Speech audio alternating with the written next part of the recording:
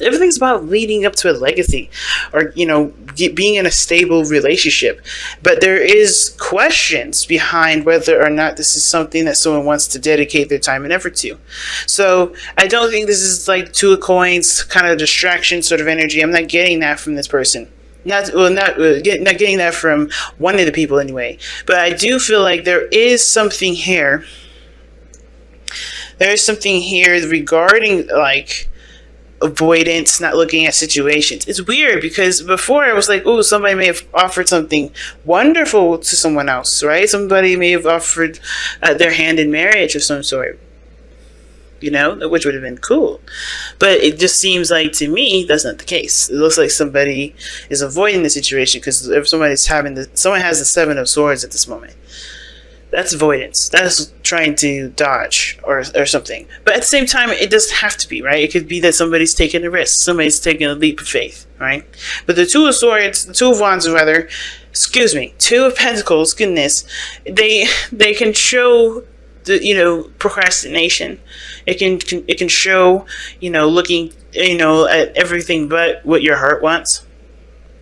And everybody's looking for a practical space. Everybody's looking to feel safe. Everyone's looking to be stable. Everyone wants something that's going to represent the relationship, or at least stand the test of time. Somebody wants to. A lot of people. Some people don't want to be in a relationship, but some people also. Some people, especially regarding this relationship, they want to go up. They want to get to a better place in their life with their relationship. They want to get married. They want to have kids. They want to expand. But somebody's trying to figure out whether or not it's worth that. Somebody's juggling a situation, trying to keep everything balanced to get to that point.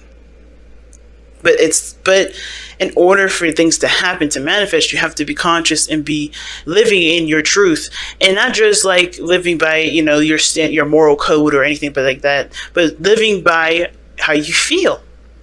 Being true to how you feel, communicating, expressing, and being true to how you feel. And I think that's one of the biggest messages for today, because before we start, pick the side that resonates with you. But this person on this side here is definitely looking at reevaluating, or they're the Seven of Cups can either mean reevaluation, or it can indicate that this person here is trying to figure out what else is needed to be done in their relationship. Of course, I think this person may be taking a risk here rather than avoiding the situation, or they may be avoiding a situation because they're reevaluating something.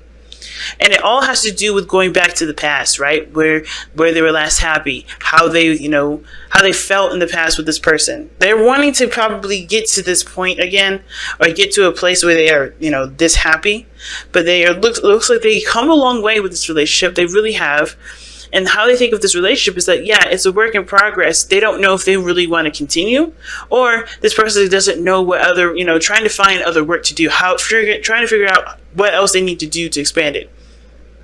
What else do they need to do to, put work into it, to grow it, to nurture it, to love it? Not necessarily love it, but to, continue to put their best foot forward with it. So it doesn't have to be that this person's trying to avoid a situation. It could, right? And at the same time, this person may be very financially focused. So this person may look like they're trying to avoid a situation, or trying to get out of dodge, or trying not to focus on a situation head on, when they're actually really trying to, do the best that they can with what they got, what they know about their finances, to be in a situation where they're financially stable to support a relationship that can go beyond this phase.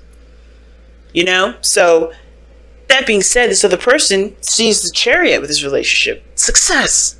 Beautiful progress. Perhaps even a need for more balance. But there is so much that this relationship has overcome.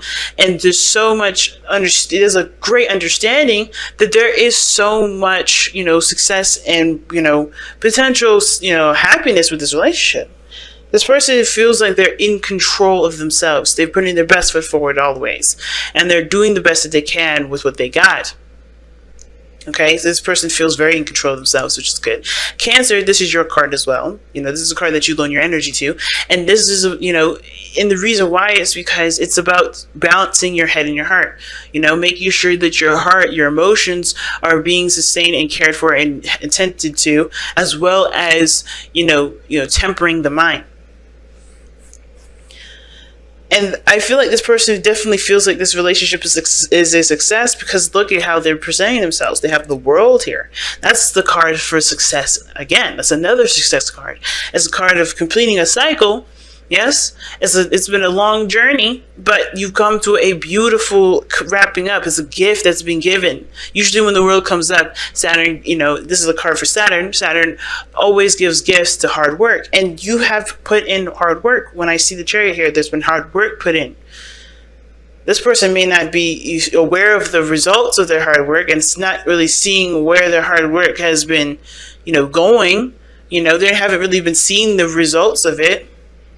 They know, seeing the results that they want to see. If you see results, but none that they want to see. So they're trying to figure out what else do they need to do, how far do they need to push. While you're like, or this person over here, whoever this person is, we're going to, whichever one you resonate with, Cancer, this person here is happy with where they are. They're still doing the best, and they know they're doing their best, and that's good enough for them.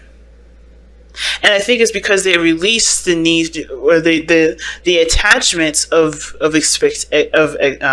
expecting something, of wanting things. They feel like they're already connected in the relationship. I don't feel like this person needs anything. I don't think this person is distracting themselves. You know what I mean? The Devil, to me, when it comes up like that, it's like this person has overcome a lot of things that made them feel disempowered. So now they feel empowered. Now they feel like they're ready to go. Now they feel like they're ready to put their best foot forward. I feel like this person here's got it down pat, because they have definitely paid more attention to, the dynamics in the relationships, no longer allowing themselves to go down a pattern of codependency, no longer allowing themselves to drift off into a different area of their life, to satiate a part of them that, that may make them feel good, but doesn't really help them in the long run with relationships, with their life period. But at the same time, this could easily say that this person is still trying to gain a balance of self-control, of control over their selves, control of the situation. They see that this is a need, this is a path in which they have to adopt and practice and continue to focus on on themselves, because this is unfinished business here. The situation is like they're coming to the end of a situation, ending of a cycle, transitioning to something new. But what's keeping them from being able to do that, perhaps a lot of their old addictions. They're obsessed about something, or someone else is obsessed with them. Some sort of poisonous relationship, or some sort of toxic relationship that's not helping them, at all, right? But they're still trying to maintain power over this, even despite what they're going through right now with a relationship that doesn't really offer them anything other than continued imprisonment. You know what I mean? So there's a lot of things that you can read on this side, but I feel like this person is trying. This person is definitely trying, because they know there's something better out there waiting for them, but they have to complete the cycle with what they got going on here with this Devil, whether this is a relationship with somebody that's a narcissist, relationship with somebody that's, that doesn't see what their needs are, or they're only, focusing on their own needs. They have to figure out what this dynamic is that's keeping them from being able to grow, to take control, to be empowered. So, this leads us to what brought you two together, which is the Page of Wands. This youthful energy, this spark of passion, excitement. I think this person definitely was, had a refreshing moment with this individual, to remember that they are not just whatever this Devil energy, has unnecessarily cooked up to be, right? Whatever this relationship was that's gotten, definitely ingrained in their patterns of behavior. There's a new way of acting, there's a new way of being, there's a new way of doing things, and there's a new adventure that anybody and everybody deserves to go on if they want to. And I feel like this is bringing out a youthful energy and a fun energy. This is not just limiting themselves to something that's, that's just present and relevant and, familiar. It's inspiring of growth here with the Page of Wands, I feel. Some spark of ideas. It brings out, so this relationship brought out the creativity of the person.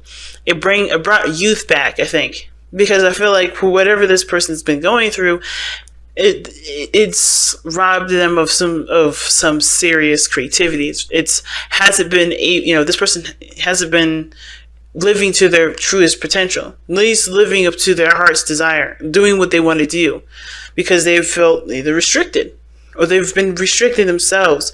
But everything's a choice with the devil, right? Nobody made this person stay in this relationship. Nobody made this person, feel like they couldn't do certain things. Not really. There's always influence, there's always manipulation, but at the same time, the devil is a reminder that we are in a situation, we're in a dynamic where it's not empowering us because it's by choice. Not to say that we did this stuff to ourselves in a sense, but more of there is a sort of responsibility from this person to take their power back so they can lead the life that they want to live. But they have to realize where they're giving their power up to, right? Because we always give up our power, when the devil comes up, it's not someone else taking it from us, because no one can truly ever take it. We have to surrender that, because we're too powerful for anybody to take it from us. Too powerful. If we are images of God, we are too powerful for anybody to take our power away. We willingly give it, either consciously or unconsciously.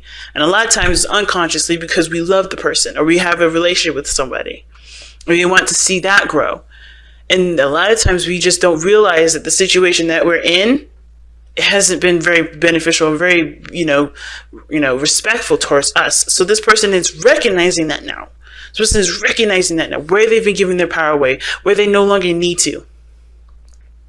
But it's interesting that this, especially with this, before we get started, even with this other person, right? I think this is why this person wants, is doing the best that they can, taking a step out of their comfort zone and trying to figure out what needs to be done with this relationship, because this relationship is a soulmate connection that does bring them back to a time of happiness, that reminds them of a time of innocence where they can connect with their youthful spirit. So this person is feeling the youthfulness too. This is inspiring them to go after their heart's desire, their happiness. And I think this is why this person may be looking like they're ghosting, maybe looking like they're disappearing, but this person is doing the things that they need to do to sustain themselves and the relationship to, move forward. I don't know if this is true reevaluation, which it could be, trying to figure out what makes them happy by going back through their memories, what truly makes them happy, remembering time, and understanding that even though it's in the past, there is potential for happiness even in the future, even in this moment. But I feel like this person is trying their best to shape things up in the way that makes them happy too. This is inspiring them to pursue what they love, to be happy, to go after what makes them feel good. But the challenge is the Eight of Wands. There's not a lot of communication with this. Everybody's going through their own stories right now, but nobody knows what's going on. This person's probably ghosted. I think it's temporary here, because they're doing what they need to do at this moment to, at least figure out what they want. Remember, at a time of innocence or whatever, but there's not a lot of communication. There's no progress being moved forward. There was a spark of passion, something definitely going, but then it died really fast. There's no communication, there's no nothing. And I don't know why, other than, everybody's having their own side of the story that they are dealing with. This person reevaluating, this person trying to take their power back, or most importantly, they have their power back, and they're just lavishing in their new world, right? Because they got out of a difficult situation, or a situation where they felt like they didn't have any power for a while. Well, they have it back now, and they're enjoying it while they have it, kind of in a way to just kind of wait for this person to return. But usually the Seven of Coins would indicate waiting too. But this is figuring out what needs to be done. This is kind of reevaluating, figuring out what work needs to be put into the relationship for it to be stable. But I feel like the thing that we got going on here is communication, progress, things moving forward, things moving fast. It could be that things are moving very fast and it's overwhelming to both parties. It could be that too. But it could also indicate that too, right? There's not a lot of communication because there's a lot of looking at some things either need to be taken care of or they honestly are just distraction tactics. Keeping the person away from a stable relationship because everybody's afraid of being tied down again. You know, of course, there was happiness with this relationship, but you have to think this was in the past. There was happy times, but what caused this person to not have this happy time anymore with the person that they're remembering or with the relationship that they're remembering? Which is bringing them back to this period of, I don't know if I could get back into a relationship again. Perhaps that's why they ghost. That's why they disappear. That's why they don't communicate. That's why they're distanced. But they also may be trying to figure out and trying to convince themselves otherwise because they know that happiness can happen again. They know that they were happy before. They can be happy again. It's going to require them to take a risk, and they know it. But they're dealing with the details right at this moment, and instead of just going with their heart and going with it, because the Eight of Wands is all passion, it's all flowing through. You know, no pentacles, no slowness. It's just running with it. And there's not a lot of running with it because everybody's being super cautious. This person just got their power back from a situation that they felt manipulated, controlled, or vice versa, whatever, right? They've been feeling like they were held down. They were tied up. This person lost whatever they had. And they're trying to remind themselves that they can have something more stable and, secure. But, there's a potential for great happiness in this relationship, higher commitment, better commitment than the last relationships that you both have gone through. But both parties need to see that too. Instead of kind of weighing the options, trying to figure out whether or not it's worth it or not, go with what your heart wants. Because practically thinking, if you're looking from a practical standpoint, what you get out of it, what's being consistent, because everybody has emotions, everybody's human, everybody's not perfect, including yourself, right? It's going to be hard to really, figure out which one is the right option for you, because you're not looking at how you feel. Especially with this freedom to express now, do express. But you guys have chaos and conflict. Now, this is the intense card. It's like the Five of Wands. It talks about intensity, challenges, intense challenges, things coming up where, in order for things to be peaceful, you have to fight the good fight. You have to, stand up for yourself. You have to create boundaries. You have to, have arguments, right? All of those things come before peace, because in order for there to be peace, there has to be correction. There has to be balance. There has to be adjustments. And to fix the situation, fix the problems that occur for there to be happiness in the first place. For there to be peace at all. There could be so many good things here, but don't be afraid to get down and dirty, Not, of course, don't be dangerous, don't be rude, don't be all those things, but just, don't be afraid to get into it, especially if it's something that you want. If this is something that you feel passionate about, go for it. Don't sit on it and think about it and wait and hope for the right decision to come to you from the sky, because it's not coming. You have to be the person to decide it, and you have to be willing to, if deciding it, take your dream by the helm and ride it until it's real and in your face. Because if it can happen, it's possible, but it's all about your mindset going forward.